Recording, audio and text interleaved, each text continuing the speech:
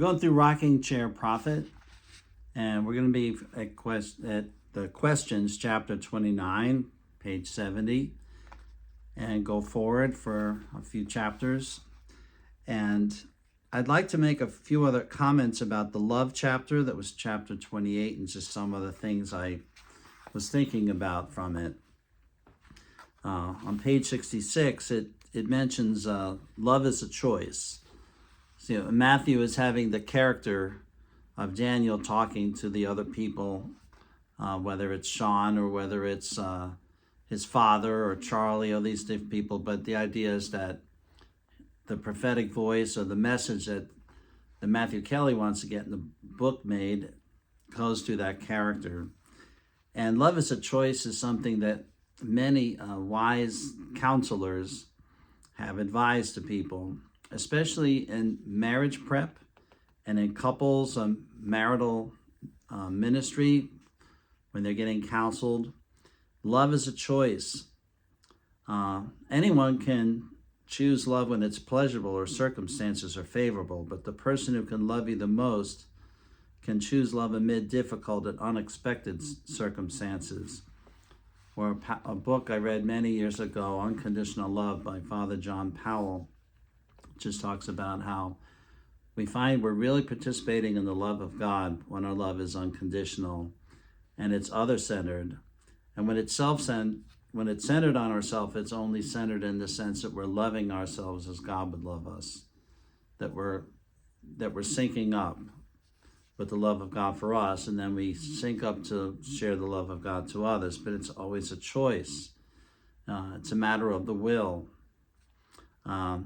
So feelings isn't necessarily the lead on love, though feelings are going to be talked about later in this book. And so Daniel is with a young man and who's asking him, how can we expand our own capacity to love? And Daniel will answer by saying, it's that godly love influence that's coming. You know, it's a soul care. It's a self-care that then you're good to yourself. You can be good to others. You're good to yourself in a sacred way, in a child of God way. And so then you can be recognizing, the other soul. As my Indian Catholics friends say, Namaste. In a Catholic way, it means I'm recognizing the Lord in you. I'm recognizing the divinity, the divine in you, but not in just a vague way, but as Catholics in a very personal way. You're an image of God to me, and then if you have Jesus in your heart, then you are a brother and sister to me, and I need to care for you because Jesus' new commandment was love one another as I have loved you, and that particularly is meant to be in the body of Christ. Why is love so difficult? Well, most things that are excellent and fair and good and worthy will take a real self-surrender, will take an effort of the will being turned over to God. Thy will be done on earth in me as it is in heaven. We're pursuing that. In wedding readings, Colossians 3 often talks about the think on these things, a list of about a dozen things, or is it 8 things that you are to think on for yourself to have the elevated life. People choose Colossians 3 reading at weddings because it's inviting them to live such a life that they think highly, that they raise the game of their life to the Lord's level of what the Lord has made capable in you. So we're capable of great things, and the Rocking Chair Prophet will keep saying it through this book right to the end. But we have to say the yes in our heart to that, and we need the help of others. And so he says it's disciplined self-control in this love chapter. that we walk in ways to discipline ourselves to the higher, to have the beatitude, to have the pursuit of wisdom, in all the things that we're doing in life, and looking for ways to have that self-control. One of the fruits of the Spirit is self-control. When we go through love and goodness and gentleness, self-control is on that list from Galatians, and I think it really belongs there. Even in one of the great patriotic songs of our land, there's a line, confirm thy soul in self-control, thy liberty in law. Just think about how that line got into a patriotic song. It was in a time when people believed that one nation under God, and there's still people believe in that. Give some thought on what life is really about, and always in the context of love. So, now the chapter on questions, number 29. On page 71, with the questions about life and yourself, as we ponder them and let these questions hit us, that's a good thing. That means we're self-reflecting, we're pondering, we're opening up spiritually. We're learning to listen to the questions that are engaging in our hearts for the quintessential life skill. So this week in Jeopardy, they had a category of Latin phrases, and one of the answers, what is quintessential? So I got it, though I'm not always sure what quintessential really means. But Matthew Kelly is saying, pursue it, pursue silently, listening to the heart of what your destiny is. There's a gateway, and the pursuit of the high destiny of our lives, the meaning of life, the abundant life, as John 10:10 says, can't be rushed. It's lived out a conversion plan that God has set out before us. Even with our sins, as obstacles and blockades to God, he still comes presenting us with ways to himself. And sometimes the questions that keep coming up are those invitations for us to respond to God. So Matthew Kelly says, allow it to unfold before you and within you. The important questions will keep emerging until we attend to them. This is the way God leads us to the ultimate.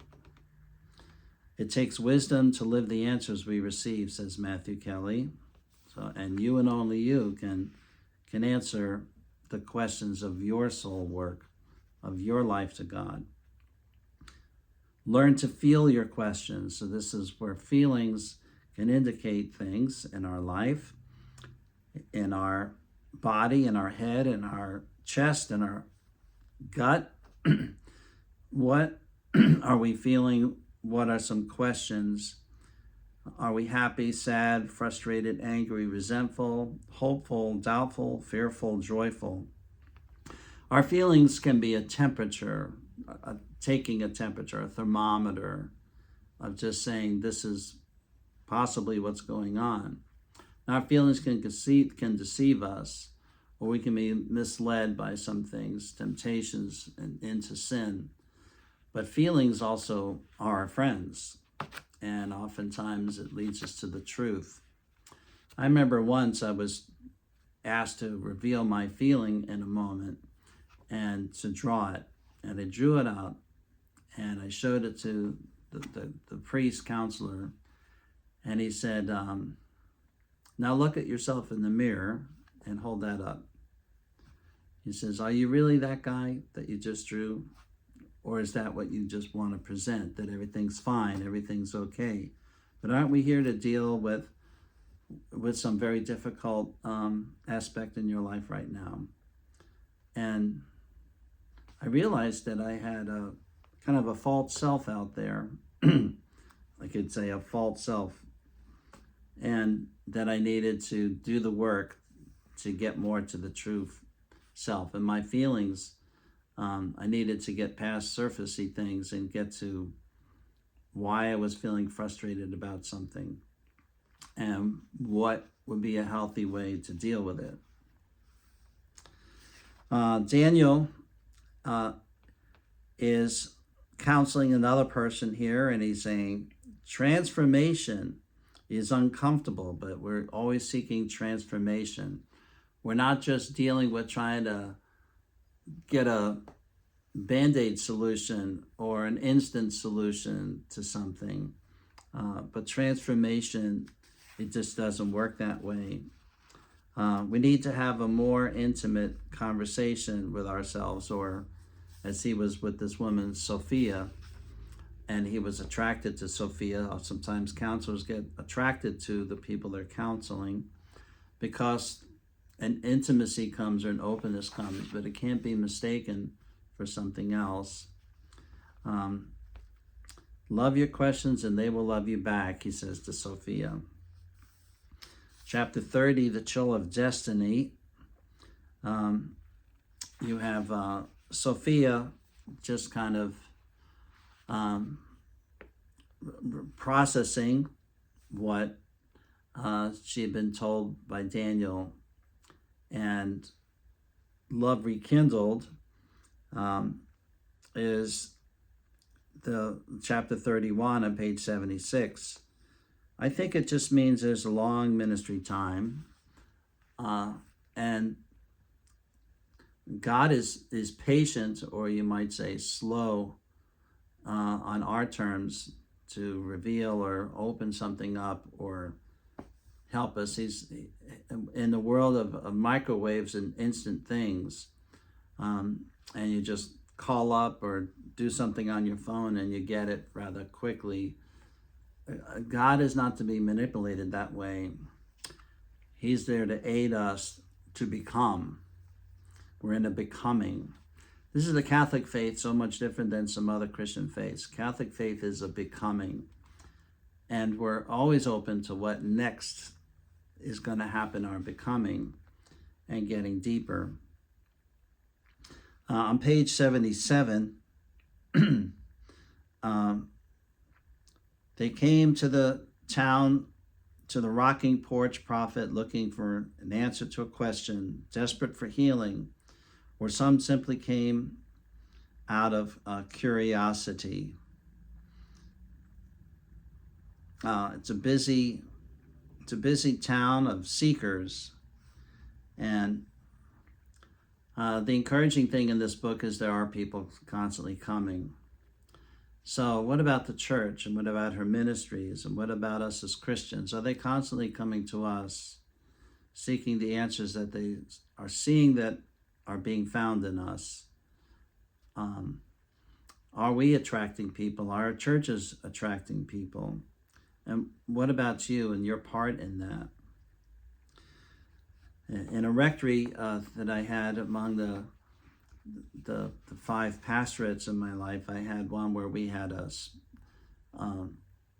12-step group that met on the first floor, the 3-floor rectory. The first floor was all meeting halls, and they were coming seeking help from an addiction they had, a rather serious addiction of lust. And I found it interesting that they always had new people coming. There was always people seeking help, and the ones willing to do the long work were likely to find the help they needed. And there was a lot of authentic persons coming to our rectory basements on a weekly basis and being real to one another and supportive of each other, and taking away the pretenses and saying, hi, my name is John and I am an addict, or I am, a broken person. And they all say, hi, John, so are we. Sometimes I wish the parish would have that attitude that was upstairs and over in the church.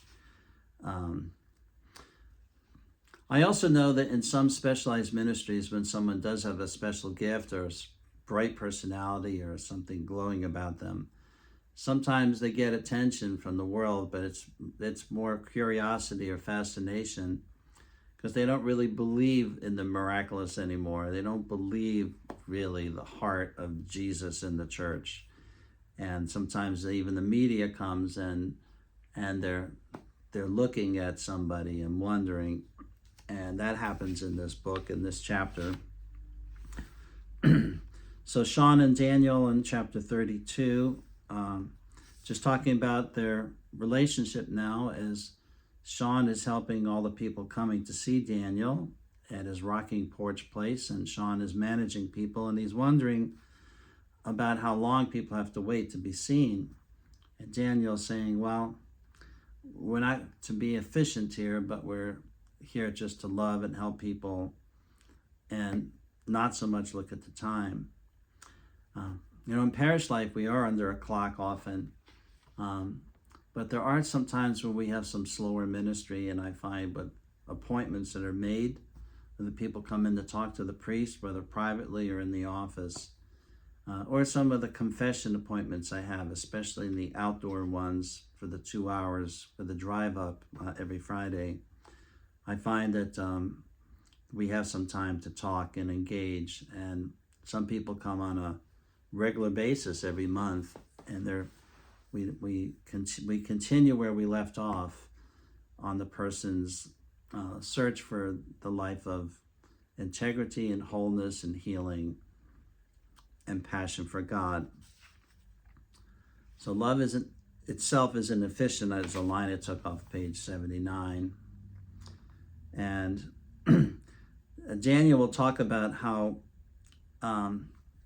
he tries to get in his ministry a solution to the dehumanization that goes on mostly in society, especially now with artificial intelligence and a lot of self-serve and a lot of do-it-yourself. Where do we have the human element going these days, and how important it is for the human exchange, the human dialogue?